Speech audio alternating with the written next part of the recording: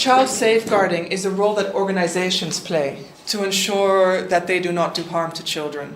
So it is very much looking at organizations' own internal processes, their own internal structures, to ensure that children are protected. So when we think about organizations, we look at it holistically. We look at the organization from a programmatic point of view, so the work that it does. We look at the staff, who are the ones that are actually doing the work. And we also look at the different roles and responsibilities that staff take. So when we talk about safeguarding, and when we talk about the organization's responsibility in safeguarding, there is always a tendency that says, but of course we know, we uphold safeguarding standards. Of course we do not want to expose children to harm. However, harm can be done in two ways. Intentionally, and that I think is quite clear in what that could mean. That is the deliberate or conscious act, usually of somebody in power, in a trusted position, who is to get some kind of gratification or satisfaction of the interactions with somebody in a lesser position. That's a very clear intentional act of abuse. But you also have unintentional acts that you might expose children to harm. Positive, then later a social worker and a counselor would come, a counselor to provide counseling support for the affected family member as well as the broader household. As well, then the social worker would refer to other services. But now the community, after these two people come back, say, that household is affected. So then you've got the whole stigma and discrimination. The more vulnerable a child is, the greater the chance of them being exposed to risk. And the greater they are exposed to risk, then the more chance of their protection being violated. So specifically when we're talking about safeguarding standards, it's also to identify where risk can occur.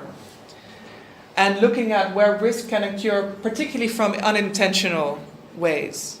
And once we know where risk can occur, then we are much better able to design policies. Because a policy is not a one-size-fits-all solution. So for a policy to be strong and for a policy to be effective is to go through that reflection as to what is the role that I play in protecting children, or that infrastructure plays. What are the risks that children can be exposed to in my work, and how can I then address those risks? When we're talking about safeguarding, there's the general perception that we're doing this to protect the child. Of course, that is also the driving force. It is to protect the child. It is to ensure that the best interests of the child are always upheld. But it is also to protect staff, and it is to protect institutions as well. So protecting staff. So in policies, we might also be referring to codes of conduct, do's and don'ts of behavior. If we are aware of how we can better uphold children, and if that is documented, then it also allows ourselves as staff to be protected. In terms of the standards, there are only 4. And these standards have been influenced by keeping children safe. So the first one is a policy. The policy describes how the organization will prevent and respond to harm of children. The key word here being appropriately. And in terms of being able to be appropriate, we need to identify the risk factors that child or children could be exposed to by the work of that institution. There are some risk factors that are external to all of us, like the legal and policy framework. That's just the context that we work in. But there might be risk factors that are more appropriate for our institution that we have direct control over. For example, by the staff whom we hire. So a policy has to be very cognizant of how they can, of what risk exists and what risk they can control. And the policy is therefore targeted to controlling those risks to minimize harm of children. The implementation becomes easier if a policy is actually applicable and takes into consideration the context wherein it works. Second standard are people. So that's us, warm bodies, human beings. Maybe in wintertime colder bodies, but it's the people that makes the institution. That's the case anywhere. So that a policy also identifies roles and responsibility. So to be able to identify clear do's and don'ts, if you will, almost like a code of conduct of the role that people play. Now, this becomes even more important in those situations where there's direct contact with children, like in schools, in residential care centers. The third standard are procedures. Again, just to reinforce the point that even if there are policies in place, and even though people have been recruited and with background checks and all procedures are in place, abuse can still happen.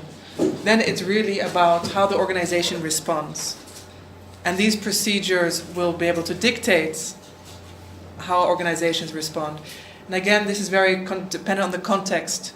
It would look like differently in a school, would look differently in a different setting. So the procedures are a way of ensuring the policy is implemented. It's talking about structures, it's talking about mechanisms and processes.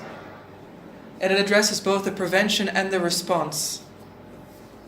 Procedures are put in place to prevent any intentional or minimize any unintentional harm, but if there is a case, then these procedures are also able to dictate how to effectively and efficiently respond, and very important to note, respond in a way that upholds the best interests of the child, but that also upholds the dignity and the rights of the alleged perpetrator. Last standard is accountability. And accountability doesn't normally rest with one person. It rests with a team. It goes beyond just one person. It becomes something ingrained within the institution. Accountability also reflects on how the organization is implementing safeguarding measures. So is it being monitored? The extent to which safeguarding discussions are being facilitated. So once we have like those 3 P's in place, the people, the policy, the people, the procedures, the accountability allows us to learn, like, are they being effective?